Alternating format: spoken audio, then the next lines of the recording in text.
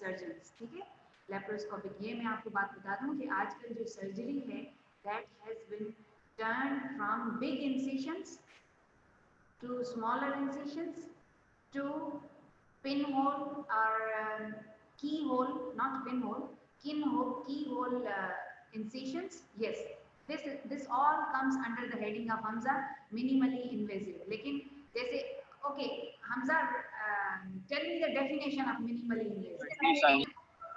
Yes. Anyone said something?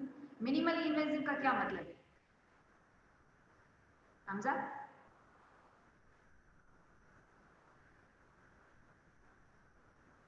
Okay, चलो मैं बता देती हूँ। मिनिमली इन्वेसिव मीनिंग, जिस कोई भी वर्ड, जैसे आपको बता, आपके पास तो गूगल है, आपके पास तो पूरी दुनिया है हाथ में। हमारे ज़माने में तो मतलब ये कि मैं फिर कह रही हूँ कि आई एम नॉट दैट ओल्ड, ये बात आप जरा अपने जहन में रखिएगा, ठीक है। लेकिन where I am just talking के patients are usually awake in surgery. Hamza नहीं यार मारोगे क्या पेशेंट्स को?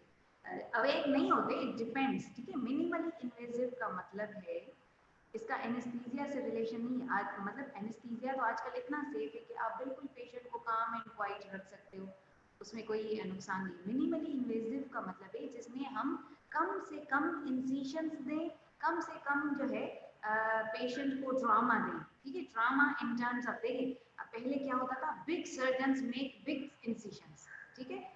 मिड लाइन इंसिशन देते थे तो ज़ीफी स्टर्नम से लेके प्यूबिक सिम्फाइसिस तक, बिग सर्जन्स मेक बिग इंसिशंस। उसमें सर्जन्स बड़ा फख्र महसूस करते थे कि देखो मैं इतनी बड़ी सर्जरी कर सकता हूँ, इतना बड़ा इंसिशन दे सकता हूँ। लेकिन आजकल ये नहीं है, आजकल कॉस्मेसिस इज द, चाहे यू नो इट्स नॉट कि भाई पहले कॉस्मेसिस होती थी सिर्फ मॉडल्स के लिए, सिर्फ अदाकारों के लिए, लेकिन आजकल तो हर किसी को आप देखिए लिप लिफ्टिंग करा रहा है, चीक लिफ्टिंग करा रहा है, पता नहीं क्या क्या करा रहे हैं। तो this is you know the time has changed.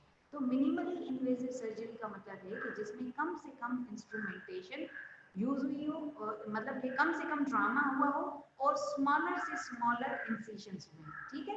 तो मैं ये बात बता रही थी कि the surgery has changed from big incisions to smaller incisions, ठीक है। जब पहले पता चला कि भाई हम इतना मिड लाइन इंसिशन दें, ये इतना सा गॉल ब्लैडर निकालना है, उसके लिए इतना बड़ा इंसिशन, फिर पता चला कि भाई इससे हर्निया भी हो रहा है, इन्फेक्शन भी हो रहा है, पेशेंट इस इंसिशन की वजह से मर रहा है, गॉल ब्लैडर से नहीं मर रहा जो हमने निकाल दिया, ठीक है। वो अंदर ही रहता तो अच्छा था, बच जाता पेशेंट। तो एनीवेज बिग इंसिशन से स्मॉलर इंसिशंस पे आ गए कि भाई बिग इंसिशन देने की क्या जरूरत है, हम राइट हाइपोकॉन्ड्रियम में इंसिशन दे देते हैं इतना सा बड़ा सबकॉस्टल इंसिशन। समझ आ रही है बात? थोड़ी सी इंपॉर्टेंट समझ लेंगे ना, फिर हमें गॉल ब्लैडर हो जाएगी। यस, कम से कम कट करना, ठीक है। अच्छा, कम से कम कट करने के बहुत सारे फायदे हैं। अगर उसके मैं फायदे आपको बताना शुरू करूं, so that is you know a big story. थोड़ा सा बैकग्राउंड कॉन्सेप्ट समझ लें। तो क्या हुआ कि बिग इंसिशन से स्मॉलर, मतलब ये कि सबकॉस्टल इंसिशन पे आ गए, ठीक है अनुषा। तो दिस बिग इंसिशन, फिर ये पता चला कि यार गॉल ब्लैडर तो इतना निकालना है और गॉल ब्लैडर है भी एक जगह पे, ये थोड़ी है कि इतना बड़ा सबकॉस्टल इंसिशन देके गॉल ब्लैडर को अंदर ढूंढना थोड़ी है। पता है कि ये tip of ninth costal cartilage के करीब पड़ा होता है। Why not to make a small incision 4-5 centimetre rather than 12-20 centimetre, ठीक है। Yes, Zafar, very good. Less chances of hernia, lesser chances of organ damage, lesser chances of infection, ये सारे फायदे हैं। उसके अलावा भी फायदे हैं जफर जो आपने नहीं लिखे, ठीक है। तो मैं फायदों की इसलिए नहीं जा रही कि ये बहुत यू नो अगर आप कभी कहेंगे तो we will discuss many things. लेकिन बहरहाल अब मैं आपको बता रही हूँ कि बिगर इंसिशन से स्पेसिफाइड इंसिशंस, ठीक है।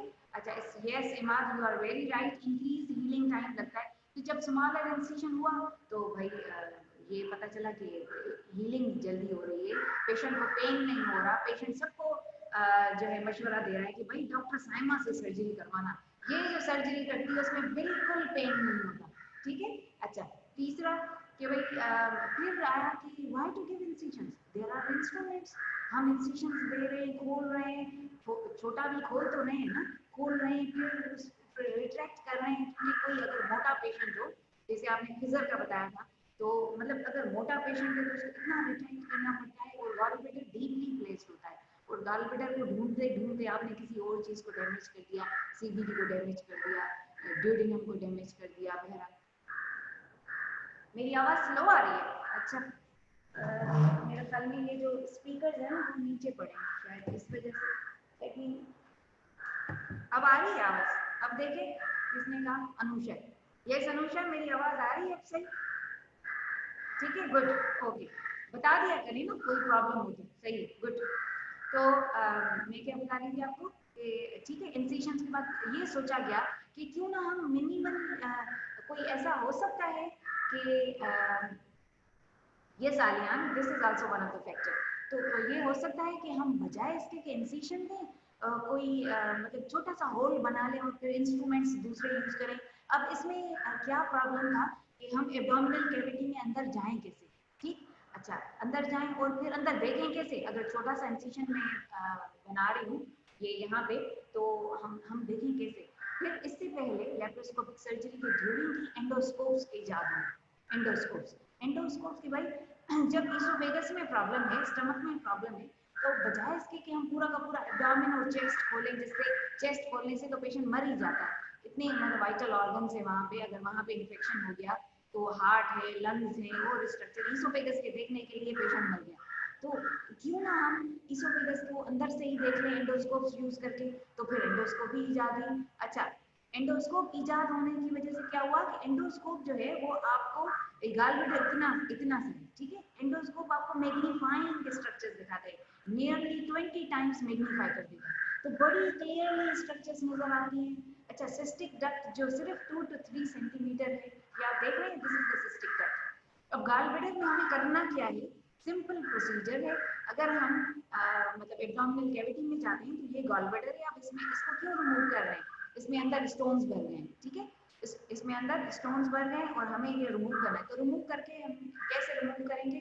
इस सिस्टिक डक्ट को हम क्लैम्प करेंगे, फिर सिस्टिक आर्टरी होगी उसको क्लैम्प करेंगे और फिर ये गॉलब्लैडर फोसा से यूं आराम से निकाल लेंगे और फिर लेप्रोस्कोप के थ्रू।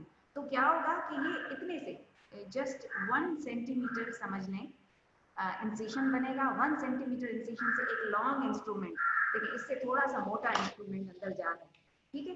ये लॉन्ग इंस्ट्रूमेंट अंदर गया, इसने गॉलब्लैडर पूरा का पूरा निकाल लिया और पेशेंट बिल्कुल ठीक ठाक शाम को घर चला जाएगा। हाँ, उसको केयर करनी है कि भाई अंदर सर्जरी हुई है, अंदर क्लिप्स लगी हुई हैं, you need to take care of your diet, your movement and etcetera. But you know you can go to office after 2 days, और उसमें तो आपने 1 महीने की छुट्टी लेनी है, ठीक है? तो छुट्टी का मतलब आई मीन वो एक तरफ से फायदा है पेशेंट्स के लिए, बट दैट्स अनदर स्टोरी। तो anyways we are coming back to ये है gallbladder की स्टोरी, ठीक है? Once upon a time there was a gallbladder which was being removed by a very big incisions. Then you know a prince came and then he ईजाद किया उसने laparoscope और फिर ये गॉलब्लैडर की सर्जरी होना शुरू हुई। Okay, this ends our story, ठीक है? मैं अब लेक्चर इस पे खत्म कर लूँ, आप जो है गॉलब्लैडर खुद पढ़ लेंगे। गॉलब्लैडर और ये सिस्टिक डक्ट और हेपेटिक डक्ट्स और blood supply of gallbladder, it's very easy, not that difficult. चले ठीक है, पढ़ लेते हैं, right? So what do we mean by biliary tract? ठीक है, इस पूरे के पूरे को जो मैंने स्टोरी आपको बताई ना, ये है बिलियरी ट्रैक्ट की कहानी, ठीक है? तो बिलियरी ट्रैक्ट क्या है? Who the hell was it?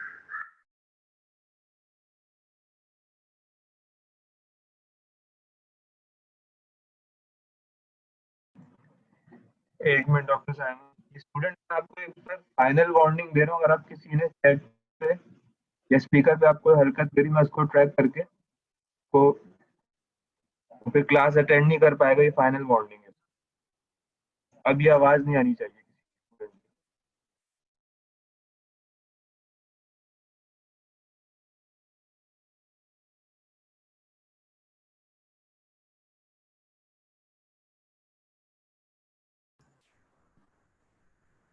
अगर ये आवाज दोबारा आई ना बेटा, मजाक की हद होती है, और इस वक्त अगर मैं पढ़ा रही हूँ तो मजाक करने का हक सिर्फ मुझे, ठीक है? आप लोगों को मैंने इस तरह नहीं किया कि आप लोग मुझसे मजाक करें। तो एक बात समझ लें, अगर दोबारा ये आवाज आई ना, चाहे वो एक ही स्टूडेंट हो, और क्योंकि आप सबको पता होता है, आप बताएंगे नहीं क्योंकि आप आइडेंटिफाई हो जाएंगे, तो आपको पता होता है कि ये आवाज़ किसने निकाली, तो चाहे किसी एक ने भी निकाली है, फॉर एग्जाम्पल अली जुल्कल ने क्या कहा, ये कहा फॉर एग्जाम्पल, तो बेटा थोड़ी भी आवाज़ आई ना, मैं I am going to leave this meeting, खुद जाके ये पढ़ लीजिएगा टॉपिक, ठीक है? आप लोग ज़्यादा होशियार है ना, आप लोगों को ज़्यादा चीज़ें पता हैं, कोई ज़रूरत नहीं है लॉकडाउन में क्लासेस अटेंड किए, आपने ऐसे ये हाल रहे तो ये लॉकडाउन भी रहेगा, और इस तरह ही आप लोगों ने डॉक्टर बनना है, ठीक है? तो घर बैठ के ही लेप्रोस्कोपिक सर्जरी कीजिएगा अपने ऊपर। हद है यार, थोड़ी सी चीज को बस आप ऐसे कर देते हैं कि क्या चीज है, और गाने चला रहे हैं आप, मतलब ये कि आप गाने ही सुन रहे होंगे ना इस वक्त जब ये टॉपिक चल रहा है, आप लोग आए नहीं है। ये अब ये जो भी है ना पेशेंट, जब आप, मैं आपको एक जो है ना फ्री में एडवाइस दे रही हूँ, आप ऐसा कीजिएगा कि जब आप डॉक्टर बनेंगे और खुदा न खास्ता आपके पास जब पेशेंट्स आएंगे, तो आप क्या, जैसे पेशेंट अंदर आए तो आप ये गाना लगा लीजिएगा और खुद डांस कीजिएगा उस पर, ठीक है? तो पेशेंट का इलाज भी हो जाएगा, पेशेंट आपसे इम्प्रेस भी हो जाएगा इन वजह से, यार डॉक्टर को आपने, मतलब डॉक्टर के प्रोफेशन को आप लोगों ने पता नहीं क्या समझा हुआ है। ये सिर्फ आपके ये टॉपिक्स बोरिंग हैं, उसको थोड़ा सा लाइवली करने के लिए मैं ले सकती हूँ लेक्चर, जिस तरह मतलब लिया जाता है कि मैं पूरी की पूरी यहाँ पे स्लाइड लगा दूँ, मजाक समझा हुआ है आपने हर चीज को।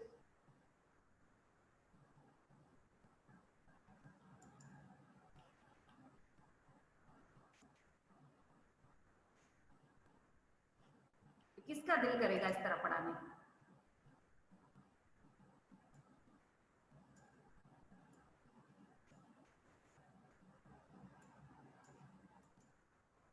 Okay, so I was discussing about the biliary tract. So biliary tract is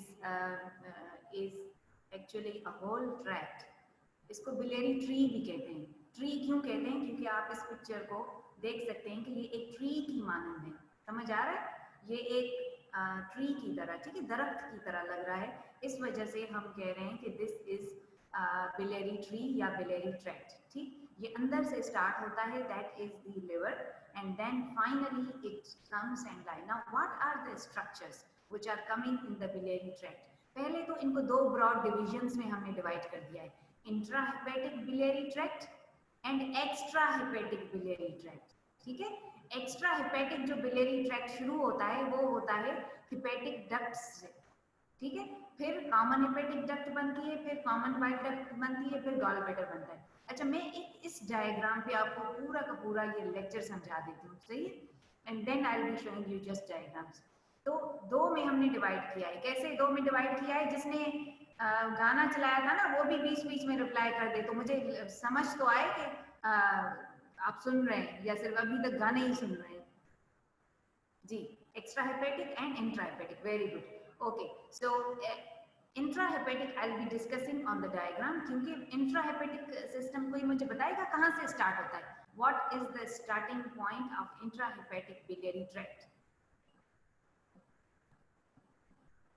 yes, liver से तो होगा, यस डेफिनेटली। इंट्राहेपेटिक का मतलब ही यही है, लिवर के अंदर। लेकिन okay, lobes of liver, parenchyma, okay, और जरा और स्ट्रक्चर सोचें फाइजा, वेरी गुड।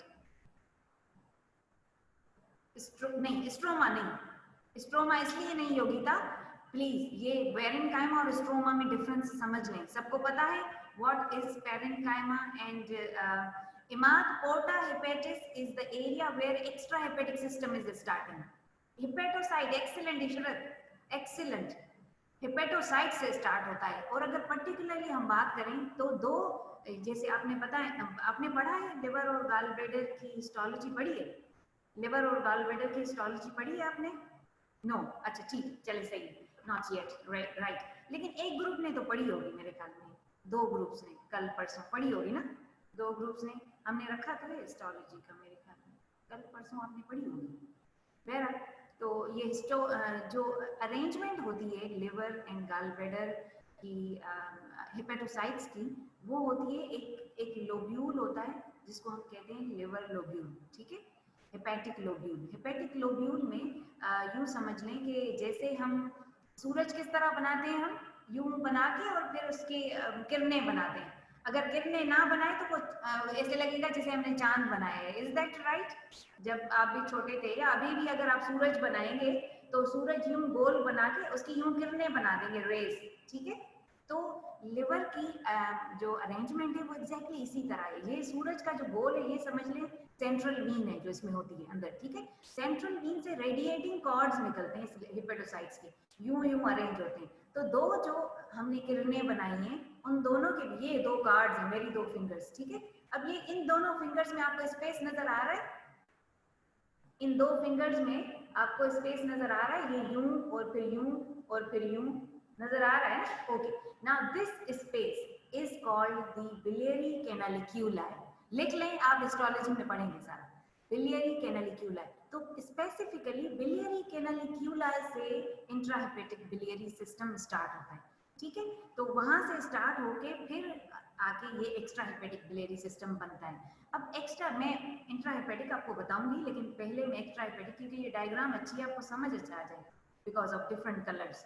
तो ये पूरा का पूरा इंट्राहेपेटिक। अब इंट्राहेपेटिक किस तरह ये बनती है डक्ट्स, बाय बिलियरी कैनालिक्यूलाई बने, ठीक है। कैनालिक्यूलाई के बाद इंट्रालोब्यूलर, इंटरलोब्यूलर, दो लोब्यूल्स के बीच में बाइल डक्ट्स होंगी, ठीक है। फिर इंट्रालोब्यूलर, मतलब ये कि पहले इंट्रालोब्यूलर फिर इंटरलोब्यूलर, ये छोटी छोटी सी बाइल डक्ट्स यूं समझ लें जैसे ब्रांचेस होती है ना ट्री की, वो सब आपस में मिल के फिर तीन मेजर जो है, दो मेजर हेपेटिक डक्ट्स बनाएंगे, ठीक। अब दो मेजर हेपेटिक डक्ट्स कौन सी होंगी, एक आएगी राइट लोब से, ठीक, और एक आएगी लेफ्ट लोब से, सही। अच्छा, ये फिर एक सेगमेंट होता है लिवर का इंपॉर्टेंट, उससे ये अलग से एक डक्ट आती है। फिर finally this is the area of porta hepatis, ठीक है। जो इमाद ने बताया ना कि पोर्टा हेपेटिस से, अब हम बात कर रहे हैं पोर्टा हेपेटिस से क्या स्टार्ट हो रहा है, एक्स्ट्रा हेपेटिक बिलियरी सिस्टम, ठीक है। और इम्पॉर्टेंट सर्जिकली भी यही है, क्योंकि सर्जरी इस एरिया पे होती है एक्स्ट्रा हेपेटिक बिलियरी सिस्टम में। Infra hepatic is inside liver, और उसको जरा हम कम ही छेड़ते हैं क्योंकि लिवर को डैमेज करना may lead to life death sequences। तो बहरहाल ये एक्स्ट्रा हेपेटिक, अगर आपसे कोई पूछे ना what is biliary tract, you will start your answer, it is divided into intrahepatic and extrahepatic system. Okay, what is extrahepatic biliary system? It starts with the right and the left hepatic duct, ठीक है। और कहाँ पे start होती है, at porta hepatis. And what is porta hepatis? Yes, porta hepatis क्या है?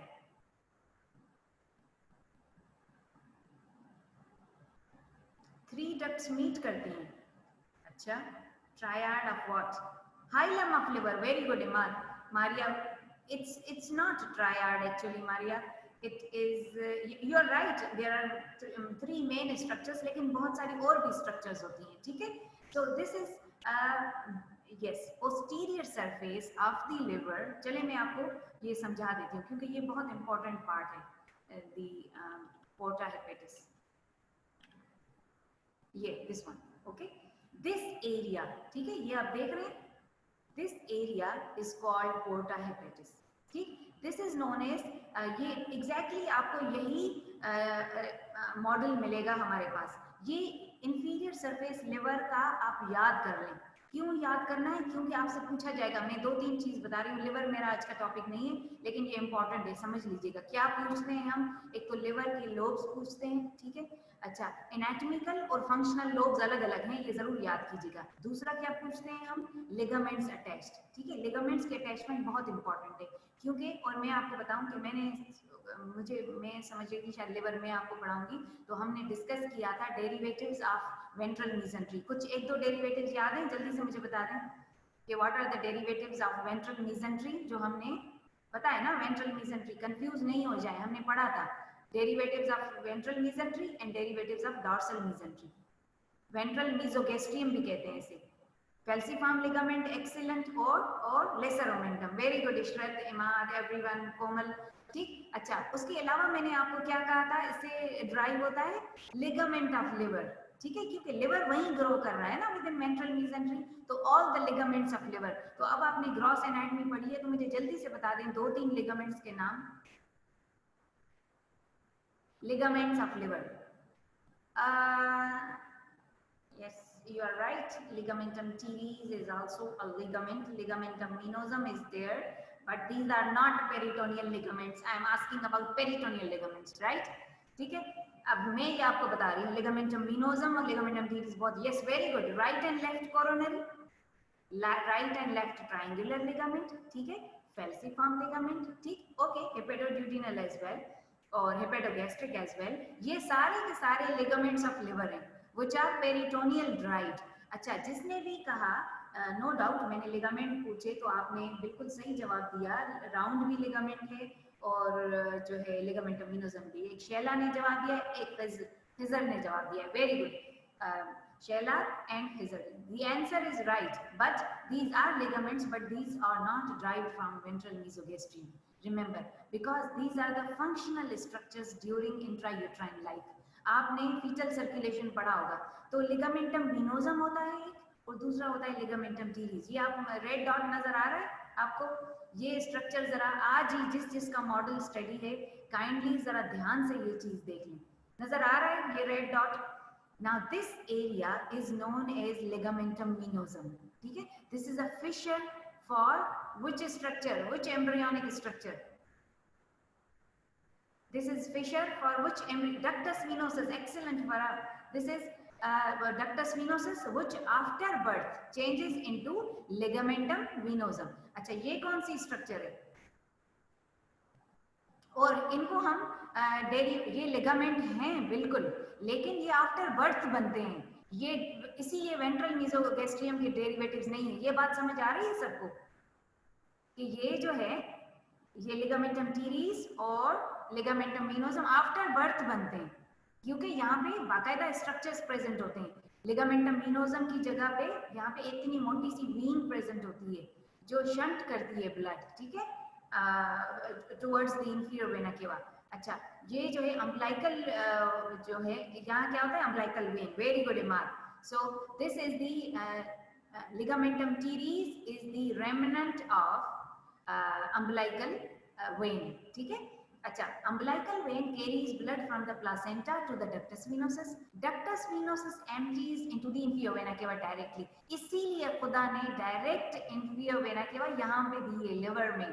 सोचा करें क्यों दी है यहाँ पे लिवर में, स्प्लीन में क्यों नहीं दे दी, क्योंकि अम्बलाइकल वेन राइट साइड पे है और राइट साइड पे डक्टस वेनोसस भी है जो एम्प्टी करेगी।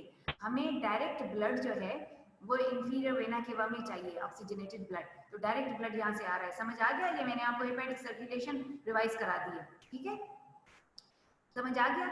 So these two ligaments are formed after birth, developed after birth. तो मैं जब आपसे वेंट्रल मेसोगैस्ट्रियम पूछ रही हूँ ना, तो आपको ये बताना है कि coronary ligament, triangular right and left ligament and the falciform ligament, ठीक है, ये ligaments are derivatives of plus lesser omentum, hepatoduodenal, hepatogastric ligament, these are derivatives of the ventral mesogastrium, right? So coming back to the porta hepatis, this is known as porta. Porta means a way, portal, ठीक है, portal कहते हैं ना हम, तो और hepatitis क्योंकि ये लिवर में, and this is hilum of the liver. Imad ने बताया था दिस इज हाइलम। हाइलम किसे कहते हैं, हाइलम ऑफ लंग होता है, हाइलम ऑफ स्प्लीन होता है, हाइलम ऑफ किडनी होता है। ये वो एरिया होता है जहाँ पे स्ट्रक्चर्स या तो एंटर होती है या लीव करती हैं फ्रॉम ऑर्गन्स। समझ आ रहा है, yes very good Ayesha. So structure में एंटर और में लीव, ठीक है। और मुझे मारिया ने रिप्लाई दिया था कि जो है ट्रायड होता है। देखिए triad Maria, you are right in one sense कि यहाँ पे तीन मेन स्ट्रक्चर्स होती हैं, hepatic artery, okay, hepatic duct and portal vein, ठीक है, ये तीन स्ट्रक्चर्स। लेकिन क्योंकि यहाँ पे सिर्फ ये तीन स्ट्रक्चर्स नहीं होते, यहाँ पे नर्व्स होती हैं, ठीक है। नर्व्स कौन सी होती हैं, वेगस नर्व की ब्रांचेस होती हैं जो अंदर, देखें हर ऑर्गन को नर्व सप्लाई है और इन ऑर्गन्स को ऑटोनॉमिक नर्व सप्लाई है, ठीक है। अच्छा, उसके पैरासिम्पैथेटिक नर्व सप्लाई कर रही होती है जिससे ये बाइल वगैरह सिक्रीट होता है। अच्छा, उसके अलावा क्या चीज़ हो सकती है, लिम्फ नोड्स, ठीक है, लिम्फेटिक्स होती हैं, तो लिम्फ नोड्स पूरी लिम्फेटिक ड्रेनेज लिवर की जाएगी, तो ये चीज़ें भी हैं इस पोर्टा हेपेटिस में। लेकिन क्योंकि मॉडल में छोटी छोटी चीज़ें बनाना ज़रा मुश्किल होता है, तो ये तीन मेन चीज़ें दिखाई गई हैं, पोर्टल वेन, हेपेटिक आर्टरी और ये बाइल डक्ट, ठीक है। तो coming back to the point, मैंने आपको ये क्या समझाया, पोर्टा हेपेटिस, ठीक है। तो थोड़ा सा जल्दी चलते हैं, टाइम हो रहा है। I thought I be you know finishing this lecture, इतना बड़ा नहीं है, मैं आज टाइम से पहले फिनिश करूंगी और अपना ही रिकॉर्ड तोड़ूंगी, but I am not going to break my record, believe me. Okay, so right and left duct they unite. अब हम बात कर रहे हैं extra hepatic biliary system की. So the right and left hepatic duct they unite at the porta hepatis and form common hepatic duct.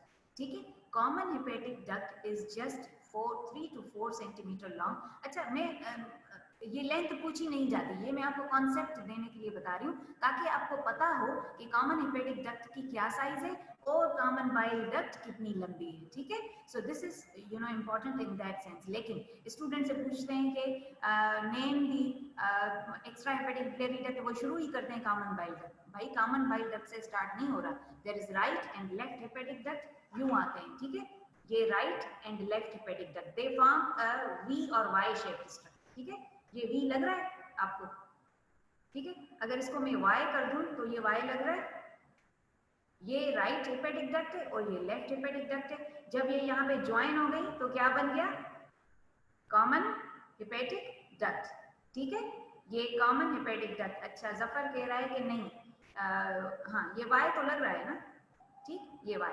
Okay, so this is right hepatic duct, this is left hepatic duct, both when joined form the common hepatic duct. अच्छा, अब ये सवाल आता है कि common bile duct कैसे बनती है. तो कॉमन बाइल डक्ट ऐसे बनती है कि when gallbladder empties here through the cystic duct. ठीक है, जब cystic duct एंटर हो जाएगी कॉमन हेपेटिक में तो afterwards it will be called as the common bile duct. समझ आ रहा है? इसमें सिर्फ जब सिस्टिक डक्ट एंटर हो जाएगी. ठीक है, इससे ऊपर क्या है ये? CHD, इसको कॉमन कहते हैं CHD, कॉमन हेपेटिक डक्ट. और ये सिस्टिक डक्ट के नीचे क्या है? CBD. क्या कहते हैं? CBD, common bile duct. CHD and CBD बहुत कॉमनली यूज होते हैं नाम यस योगी का. सो ये आप जरा याद रखिएगा. ठीक है, अच्छा, common hepatic duct is few centimetre long formed by the union. आपसे क्वेश्चन इस तरह भी पूछा जा सकता है, how common hepatic duct is formed and how CBD is formed. Very simple. Common hepatic duct is formed by the union of right and left duct and common bile duct is formed by when the cystic duct empties into the common hepatic duct. ठीक है, तो ये बन जाती है CBD. Okay, now CBD when it is formed it is almost 8 to 9 centimeter long. ठीक है, 8 to 9 centimeter long. It turns medially. ठीक है, ये मीडियली टर्न करेगी एंड कहाँ पे एम्प्टी होगी? It will join the pancreatic duct and will empty in the second part of the duodenum. ठीक है, अच्छा, since they all are derivatives of foregut they will be supplied by a branch of celiac artery. ठीक है, concept समझ आ रहा है? अच्छा, कौन सी सीलियक आर्टरी की ब्रांच? सीलियक आर्टरी की ब्रांच कौन सी है? जल्दी से बता दें 3 इंपॉर्टेंट सीलियक ट्रंक के branches. Okay, hepatic, common hepatic. Very good, Mariam. It should be Zafar, common hepatic. ठीक है, left gastric. Very good, Mariam. Okay, Ishrat, excellent. And splenic. Very good, Ishrat.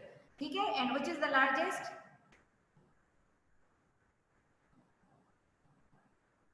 Mafliya, I asked branches of the celiac trunk, celiac artery. Celiac artery क्योंकि छोटी सी और wider सी होती है ना, splenic is the larger. Very good Maryam.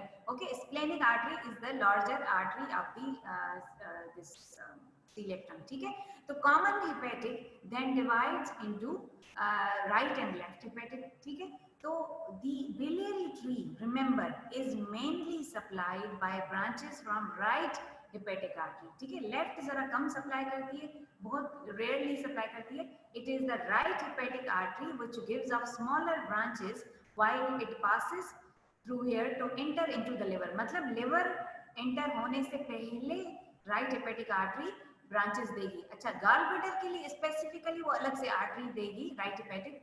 That would be branch known as or with the term as cystic artery. ठीक है, कौन सी branch आएगी right hepatic से gallbladder को supply करने? सिस्टिक आर्टरी, ठीक है। Cystic artery is a branch of right hepatic artery which supplies the gallbladder, ठीक है। आपसे गॉल ब्लैडर की ब्लड सप्लाई पूछी जाएगी, बिलियरी ट्रैक्ट की ब्लड सप्लाई पूछी जाएगी। So gallbladder is supplied by cystic artery and cystic artery is a branch of right hepatic artery most of the time, ठीक है। कभी कभी वो कॉमन हेपेटिक से आ जाती है, कभी कभी लेफ्ट से आ जाती है। Are you getting my point? मैं क्या बताना चाह रही हूँ? I will be showing you diagrams, don't worry, ठीक है। Okay, so now come back to the point that gallbladder functions आपने फिजियोलॉजी में पढ़ लिए होंगे या आप पढ़ेंगे कि gallbladder is a pear shaped, ठीक है। पेयर शेप्ड है ना, पेयर शेप्ड स्ट्रक्चर, ठीक है, व्हिच हैज 3 पार्ट्स। कौन से 3 पार्ट्स हैं? फंडस ऑफ द गॉलब्लैडर, या इसको पूरे को बॉडी कहते हैं, और ये जो थोड़ा सा डिस्टेंडेड पार्ट है इसको कहते हैं फंडस, ठीक है। बॉडी ऑफ द गॉलब्लैडर और fundus of the gallbladder. Neck of the gallbladder, what is neck? Neck where body joins the cystic duct, ये है neck, ठीक है। अच्छा, then there is cystic duct which is just 3 centimeter long, ठीक है। 3 centimeter long cystic duct होगी, तकरीबन 4 centimeter common hepatic, 8 to 9 centimeter common bile duct होगी, right? So this is the shape of the gallbladder and what is its function? It is receiving। अब क्या होता है कि यहाँ से right and left duct से जो बाइल आता है वो यहाँ पे सिस्टिक डक्ट में चला जाता है। नो डाउट थोड़ा सा कॉमन बाइल डक्ट में भी चला जाएगा, कोई मसला नहीं है, लेकिन यहाँ पे गॉलब्लैडर स्टोर होता है, स्टोर होता है और कंसंट्रेट होता है। What is the capacity of gallbladder? Around how much is the capacity of gallbladder to store the bile? किसी को आइडिया है?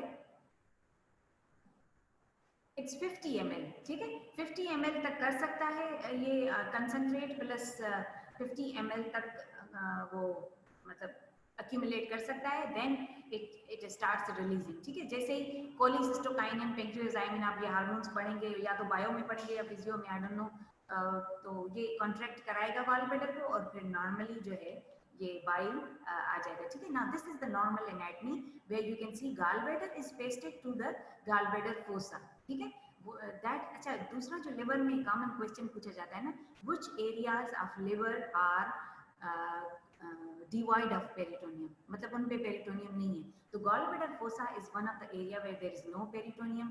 The where there is inferior vena cava there is no peritoneum, yes, and there is another bare area on the top of the superior surface of the liver, ठीक है। Good, आपने पढ़ा हुआ है, that's very good. This area is called the porta hepatis, और आप देख सकते हैं this is the cystic duct and entering into the common hepatic duct. अब जब सर्जरी करते हैं ना तो इसमें ये प्रॉब्लम होता है कि सिस्टिक डक्ट, और ये नॉर्मली मैंने आपको बताया ना कि गॉलब्लैडर इज नेवर ग्रीन, थोड़ा सा ग्रीनिश स्ट्रक्चर लगता है लेकिन प्योर ग्रीन नहीं होता। लेकिन बहरहाल जब हमें रिमूव करना होता है गॉलब्लैडर तो हमें ये सिस्टिक डक्ट को लाइगेट करना होता है, सिस्टिक आर्टरी को लाइगेट करना होता है और फिर गॉलब्लैडर रिमूव करना होता है गॉलब्लैडर फोसा से। लेकिन जब डिजीज होती है ना तो ये क्लीन कट सर्जरी नहीं हो पाती। डिजीज में क्या होता है, एडिशंस बन जाते हैं, इन्फ्लेमेशन हो जाती है, पेस्टेड हो जाते हैं, ठीक है।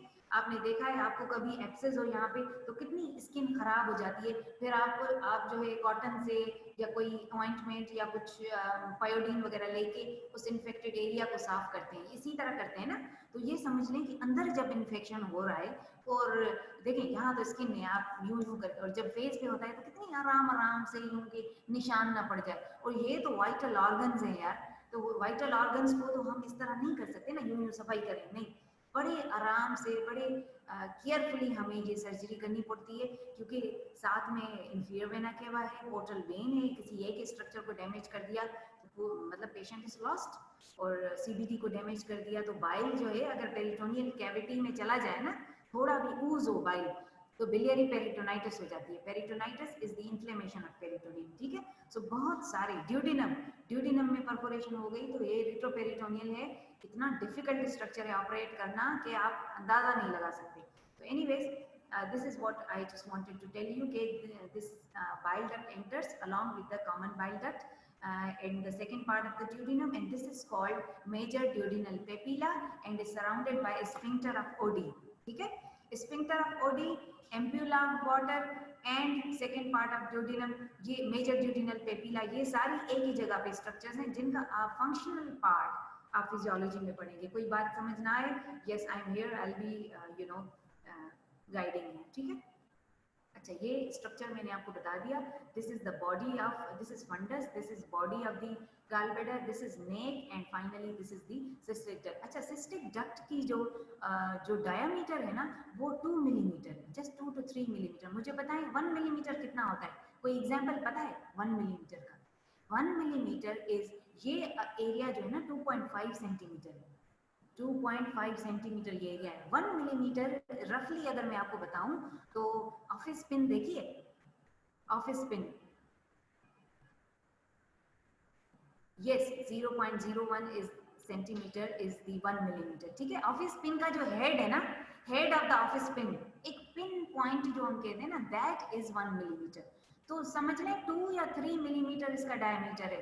तो आप सोच सकते हैं कि जब भी स्टोन्स बनेंगे तो वो तो आराम से यहाँ पे अटक सकते हैं। और स्टोन क्यों अटकेंगे? जाहिर है बाइल आ रहा है, तो बाइल के साथ जैसे ही हम जब कचरा हो जाता है तो हम वॉश करते हैं तो कचरा उससे निकल जाता है ना पानी के साथ। तो यही मसला यहाँ है। तो बाइल के साथ वो स्टोन्स भी आ जाते हैं तो यहाँ पे स्टक हो जाते हैं। जब यहाँ पे स्टक हो जाते हैं तो सीवियर पेन फिर होता है। ठीक है, उसको कहते हैं हम गॉलब्लैडर इन्फ्लेमेशन और कोलिसिस्टाइटिस। ठीक है, now come to the blood supply of the gallbladder. ये मैंने आपको बताया, right hepatic artery which gives a cystic artery. ठीक है, अब सर्जिकल वाइज और एनाटॉमिकल वाइज सिस्टिक आर्टरी की प्रेजेंस बहुत इंपॉर्टेंट है।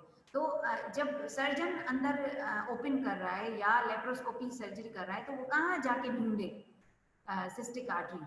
क्योंकि अंदर जाके मैंने आपको बताया ना इतनी क्लीन कट एनाटॉमी नहीं होती, यूं यूं पड़ी होती है। ठीक है, अब कहाँ ढूंढे? सिस्टिक आर्टरी भी यही है, ये बाइल डक्ट भी यहाँ है, कॉमन हेपेटिक, और किसी और को हाथ नहीं लगाना हमने। तो क्या कहेंगे? Yes, we will ligate Zafar it. Zafar आप देखना कि जफर जो है ना वो बनेगा लेप्रोस्कोपिक सर्जन। ठीक है, तो जफर ये बात याद रख लें, आप बनेगा सिर्फ गॉलब्लैडर लेप्रोस्कोपिक सर्जन। ठीक है, और तकरीबन रोज 10 पेशेंट आप ऑपरेट करेंगे और उसमें से जो 10% है ना वो आप मुझे दे दीजिएगा क्योंकि मैंने मशवरा दिया। Anyways, this is the Calot's triangle. Okay, इंशाल्लाह इंशाल्लाह, yes. Kellogg's triangle is a triangle where you can find the cystic artery exactly. ठीक है, तो हम क्या करते हैं, लिवर के करीब जाते हैं और देखते हैं कि लिवर का इंफीरियर बॉर्डर कहाँ पे है और सिस्टिक डक्ट कहाँ पे है और कॉमन हेपेटिक डक्ट कहाँ पे है। ठीक है, जो आर्टरी इस बीच में मिली वो सिस्टिक आर्टरी। ठीक है, सो आपसे क्या पूछा जाएगा? What are the boundaries of Calot's triangle? ठीक है, it is bounded above by liver, on the right side by cystic duct, on the left side by the common hepatic duct. अगर ये चीजें याद ना भी हों लेफ्ट राइट तो याद कर लें, it is bounded by liver, cystic duct and hepatic artery. ठीक है, समझ आ रहा है? ये इसकी बाउंड्रीज हो गई। ठीक, यूं यूं और यूं। ठीक, ये 3 बाउंड्रीज हो गई। यहाँ पे क्या मिलेगा हमें? Cystic artery. ठीक, और सिस्टिक आर्टरी को ये देख लें, this is the cystic artery and this is the Kellogg's triangle. ये पूरा का पूरा इन्फ्लेमेशन की वजह से रेड होता है। तो जो आर्टरी हमें इन दोनों डक्ट्स और जो है, अच्छा फिर हम क्या करते हैं, क्योंकि मैंने आपको बताया कि कितने टाइम्स हमें लेप्रोस्कोपी में ज्यादा बड़ा नजर आता है, 20 टाइम्स। तो हम कंफर्म करने के लिए थोड़ा सा रुक के खामोशी से देखते हैं। आर्टरी क्या करती है? पल्सेटाइल होती है, टिड़ टिड़ टिड़ टिड़ इस तरह। ठीक है, ये आप रेडियल अपनी आर्टरी पैल्पेट करें, क्या होता है? इस तरह, यूं होता है ना पल्सेटाइल, राइट, यूं। तो देखते हैं तो ये पल्सेटाइल है। ठीक है, तो ये भी कंफर्म हो गया कि भाई ये आर्टरी ही है, हम कोई और स्ट्रक्चर्स नहीं लाइगेट कर रहे। समझ आ रही है बात? So this is the artery which we are going to ligate in the Kellogg's triangle. Kellogg's triangle की बाउंड्री जरूर याद कीजिएगा। ठीक, अच्छा, और क्या होता है Kellogg's triangle में? होता है सिस्टिक नोड, जो एक लिम्फ नोड होता है, बाकी तो नोड्स बहुत सारे होते हैं। लिम्फ नोड्स होते हैं पोर्टा हेपेटिस में, कॉमन हेपेटिक नोड्स होते हैं। ठीक है, कॉमन बाइल नोड्स होते हैं, ये सारे के सारे लिम्फ नोड्स ऑल अराउंड होते हैं जो ड्रेन करते हैं डिफरेंट स्ट्रक्चर्स को। लेकिन पर्टिकुलरली गॉलब्लैडर को जो ड्रेन करता है वो केलॉग्स ट्रायंगल में होता है and this is known as cystic lymph node. ठीक है, समझ आ गया? इतना मुश्किल नहीं है, राइट? ये मैंने गॉलब्लैडर के रिलेशंस अगर आप याद करना चाहें, it is present in the gallbladder fossa. On the right side is Kellogg's, on left side is the Kellogg's triangle, below is the duodenum. बस ये 3 स्ट्रक्चर्स याद कर लें, अल्लाह अल्लाह खैर सल्ला। ठीक है, यही बता दें बहुत है। ये एक और डायग्राम है जहाँ पे आप रिलेशंस, लिवर आ गया, यहाँ पे पोर्टा हेपेटिस आ गया, ये वेसल्स आ गई और ड्यूडिनम आ गया। ठीक है, पेंक्रियाज भी है बिलो। तो सर्जरी करते हैं तो इन सब चीज़ों को बचाना होता है, ठीक है। पोर्टा हेपेटिस मैंने आपको बता दिया। अब आ रहे हैं इंट्रा हेपेटिक। एक्स्ट्रा हेपेटिक हमने डिस्कस कर लिया। दो चीज़ें मैं आपको बताऊंगी आखिर में। अच्छा, ये आप देख रहे हैं, मैंने जैसे बताया था ना स्पेस, ये हेपेटोसाइट्स इस तरह अरेंज होते हैं, ठीक है। ये इसी तरह है ना, ये सूरज बना हुआ है और ये सूरज की किरणें हैं। समझ आ रहा है अब बात? समझ आ रही है बात? ठीक है। तो ये सूरज है और ये किरणें हैं। किरणें जो हैं हेपेटोसाइट्स के कॉर्ड्स बने हुए, 1 2 3 4 इस तरह ये लाइनें बनी होती हैं और हर कॉर्नर पे ये पूरा का पूरा लोब्यूल है। Very good Maria. This is, इसके हर कॉर्नर पे, ठीक है, ये हेक्सागोनल होता है। 1 2 3 4 5 6, हाँ, हेक्सागोन कहते हैं ना, हेक्सागोन पढ़ा होगा आपने। 6 इसके कॉर्नर होते हैं। हर कॉर्नर में ये 3 स्ट्रक्चर्स होती हैं। ये 3 स्ट्रक्चर्स क्या हैं? Branch of hepatic artery, bile duct, branch of bile duct and portal vein, ठीक है। तो ये 3 स्ट्रक्चर्स यहाँ पे होती हैं। बाइल डक्ट देखिए, ये बिलियरी कैनालिक्यूला है। ये जो ग्रीन आप देख रहे हैं ना, biliary canaliculi will open into minor bile duct जो स्मॉलर होती हैं। अल्टीमेटली ये सारी की सारी बाइल डक्ट्स एक एक लोब्यूल से मिलके finally right left hepatic duct बनाएंगी। ये है इंट्रा हेपेटिक बिलियरी सिस्टम, ठीक है। ये बिलियरी कैनालिक्यूला है। ये एक हेपेटोसाइट, ये 2 हेपेटोसाइट, ये तीसरा हेपेटोसाइट, ठीक है। ये सारे के सारे एम्प्टी हो रहे हैं बाइल डक्ट में, ठीक है। ये आ रहे हैं बिलियरी कैनालिक्यूला, समझ आ रहा है बिलियरी कैनालिक्यूला? ये ग्रीन चैनल, स्मॉल चैनल्स जो एम्प्टी हो रहे हैं बाइल डक्ट में, ठीक है। Very good, okay. ये क्या है? पोर्टा हेपेटिस मैंने आपको बता दिया। एक्स्ट्रा हेपेटिक बिलियरी डक्ट मैंने पूरा आपके साथ डिस्कस कर दिया। यही चीज़ें पूछी जाती हैं, ब्लड सप्लाई पूछी जाती है sometimes. Now there are variations, ठीक है। वेरिएशंस मैं आपको एम्ब्रियोलॉजी में भी बता दूंगी कि एक्सेसरी हेपेटिक डक्ट हो सकती है। ये फिर वेरिएशंस सर्जन के लिए बहुत ज़रूरी है ध्यान में रखना। ये ना हो कि फॉर एग्जांपल हमने गाल ब्लैडर रिमूव कर दिया और जो है ये अब देखें 2 सिस्टिक डक्ट हैं, हमने ये सिस्टिक डक्ट लाइगेट कर दी। जरा यहाँ ध्यान करें, इधर उधर कहाँ देख रहे हैं आप लोग, इधर देखें, ठीक है। तो ये सिस्टिक डक्ट आपने लाइगेट कर दी, गाल ब्लैडर रिमूव कर दिया। अब ये देखें एक्सेसरी डक्ट है जो डायरेक्ट लिवर से एम्प्टी हो रही है सिस्टिक डक्ट में, गाल ब्लैडर में नहीं जा रही। हमने ये पार्ट रिमूव कर दिया। फिर क्या होगा कि भाई सर्जरी के बाद दूसरे दिन पे पेशेंट वापस आ रहा है, डॉक्टर साहब मुझे तो बहुत दर्द है, कल तो मैं सही था, आज बहुत दर्द है, बहुत दर्द है और मुझे बुखार हो गया है और पता नहीं क्या हो रहा है, आपने कौन सी सर्जरी कर दी डॉक्टर साहब? तो जफर साहब, फिर ये पॉसिबिलिटी जहन में रखनी होती है कि कोई एक्सेसरी डक्ट, जब आपने गाल ब्लैडर रिमूव कर दिया तो थोड़ी देर इंतजार कर लें, तो पैसों की तरफ ना भागें, दूसरे पेशेंट की तरफ ना भागें, जरा देखें कहीं से बाइल लीक तो नहीं हो रहा, कहीं से जो है मतलब ये कि कोई मतलब जो आपने फील्ड की है वो क्लीन है, कोई बाइल नहीं है, कोई ब्लड ओज नहीं हो रहा। अगर नहीं है तो गाज रख दें, व्हाइट कलर का गाज हम रख देते हैं, गाज जिससे जैसे कॉटन होती है ना, कॉटन तो नहीं रखते क्योंकि उसके वो अंदर रह जाते हैं, ठीक है, जो इन्फेक्शन कराते हैं। गॉज पीस अंदर जाके हम मार्क करते हैं, रख देते हैं और फिर रिमूव करके देखते हैं कि भाई ये ग्रीन तो नहीं है, मतलब या ये रेड तो नहीं है, ब्लीडिंग तो नहीं हो रही, ठीक है। तो ये चीज़ें काफ़ी हैं जिससे हमें पता चल सकता है कि अगर सर्जन को ये चीज़ें जहन में होंगी, eyes does not know what mind does not know, ठीक है। Oh sorry, eyes can not see what mind does not know, ठीक है। ये आप मेरा जुमला याद रखिएगा। ये मेरे सुपरवाइजर ने मुझे कहा था when I was unable to locate renal stone during my residency, तो उसने कहा था जब जहन में बात नहीं होगी तो वो नजर भी नहीं आएगी, ठीक है। उसके बाद आज तक पता नहीं क्या क्या नजर आता है। So this is just an experience shared with you, ठीक है। तो बहरहाल इसमें वैल्व होते हैं, वैल्व पढ़ना इतना ज़रूरी नहीं है। कॉमन बाइल डक्ट मैंने आपको बताया था 8 to 9 सेंटीमीटर, 7.5 सेंटीमीटर भी कहते हैं, सो इट वेराइज, ठीक है। अच्छा, बाइल डक्ट्स के पार्ट्स, हाँ यस, बाइल डक्ट्स के पार्ट्स कहते हैं कि फॉर एग्जांपल कौन से पार्ट्स हैं? वेरी सिंपल, एक तो पार्ट है जो ड्यूडिनम से ऊपर है, इसको हम कहते हैं सुप्रा ड्यूडिनल पार्ट, ठीक है। सिंपल लैंग्वेज है सिर्फ, और कोई बात नहीं है कि पार्ट्स ऑफ बाइल डक्ट, यार ये तो मैम ने पढ़ाया ही नहीं, कुछ नहीं है। सुप्रा ड्यूडिनल पार्ट समझ आ गया, सुप्रा ड्यूडिनल जो ड्यूडिनम के ऊपर है, ठीक है। एक पार्ट है बिहाइंड ड्यूडिनम, उसको क्या कहेंगे? अरे यार उसको क्या कहेंगे? रिट्रोड्यूडिनल, वेरी गुड, कितने होशियार हो गए देखें शानदार।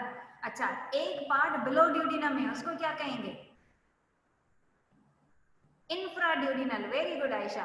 अच्छा, एक पार्ट थोड़ा सा इंटर है, अंदर है, अंदर है ड्यूडिनम में, वो क्या है जो अंदर है ड्यूडिनम की वॉल में है, जो पैंक्रियाटिक डक्ट के साथ जा रहा है, इंट्राड्यूडिनल, इसको इंट्राम्यूरल भी कहते हैं, ठीक है। तो ये 4 पार्ट्स हैं, ठीक है।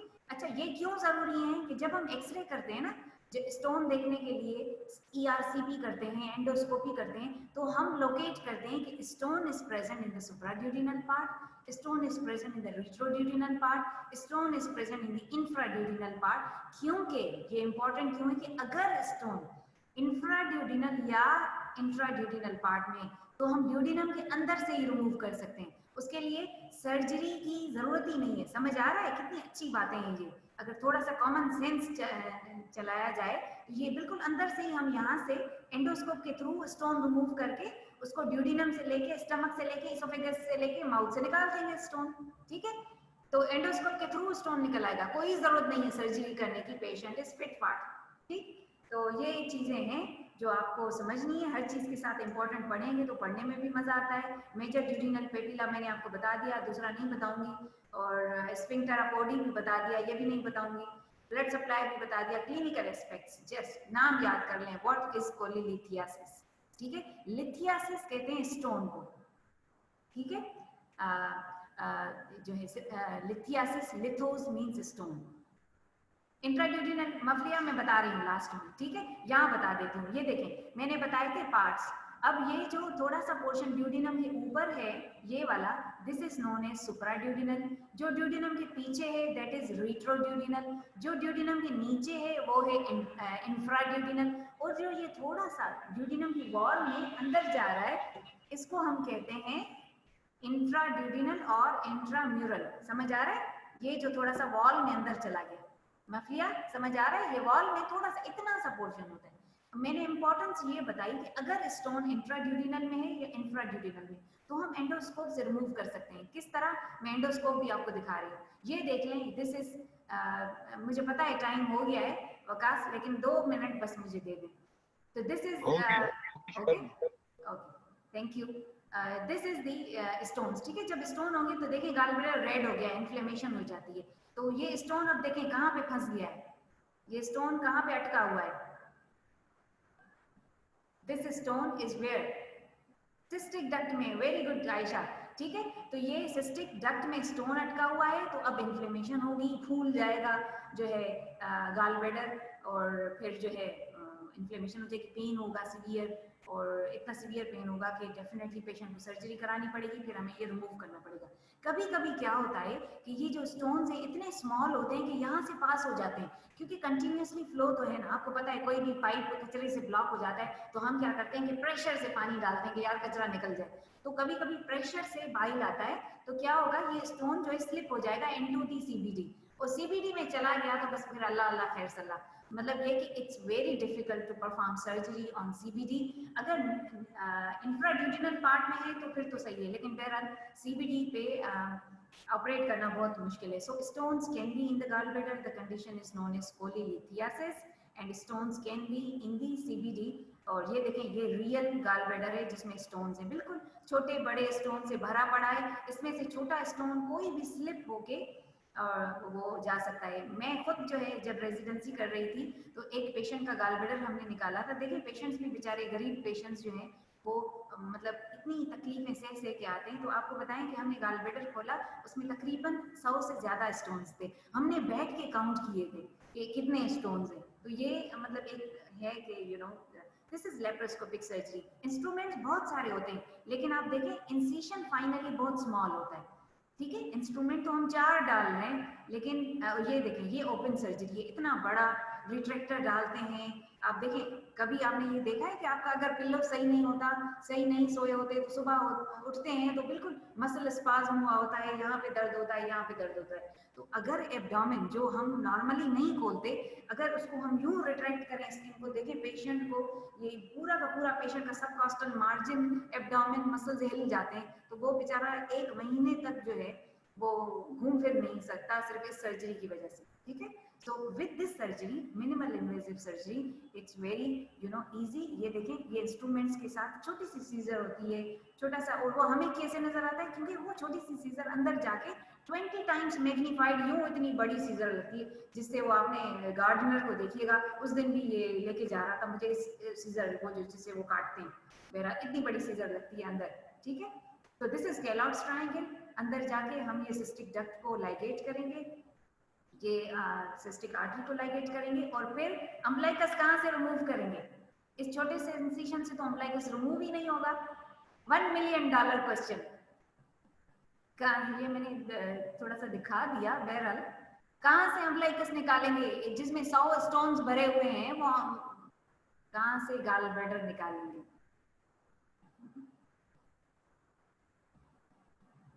बता दूं? अम्बलाइकस से। यस मानूर, मैंने अम्बलाइकस कह दिया, ठीक है। The gall bladder is to be removed from the umbilicus, ठीक है। कभी कभी इतना, वो देखिए ये इतना सा इसका फंडस भरा होता है, तो फिर अम्बलाइकस के इंसिशन को एक्सटेंड करते हैं थोड़ा सा। और क्यों उसको क्यों एक्सटेंड करते हैं? क्योंकि umbilicus is a natural opening. Umbilicus में अगर इंसिशन देते हैं ना, वो फिर बाद में नजर नहीं आता। देखिए मॉडल्स और ये उनकी ड्रेसिंग और वो इस टाइप की होती है कि वो they can not accept any incision on the tummy, तो वो इसको एक्सटेंड करेंगे तो वो अम्बलाइकस में छुप जाएगा, नजर नहीं आएगा इंसिशन। तो ये गालब्लैडर हम निकालते अम्बलाइकस से हैं, सर्जरी यहाँ पे हुई है लेकिन निकालते अम्बलाइकस से, ठीक है। तो फ्यू ये बिलियरी ट्रैक्ट में, इंट्राहेपेटिक बिलियरी ट्रैक्ट में भी स्टोन्स हो सकते हैं, ठीक है। ये ग्रीन ग्रीन ग्रीन, लेकिन ये एक अलग चीज है, और ये डिफिकल्ट सिचुएशन है टू ट्रीट, कि हम इतने सारे स्टोन्स फिर कैसे रिमूव करें। तो सीबीडी में स्टोन्स हो सकते हैं। आप ये देखें, ये स्टोन जो है, अच्छा जब सीबीडी में स्टोन होता है ना, तो ऑब्स्ट्रक्टिव जॉन्डिस होती है। ये ऑब्स्ट्रक्टिव जॉन्डिस जो है, आप पढ़ेंगे in the biochemistry and physiology, मैं भी बता सकती हूँ लेकिन टाइम नहीं है। This is ERCP, endoscopic retrograde cholangiopancreatography, ठीक है, ERCP।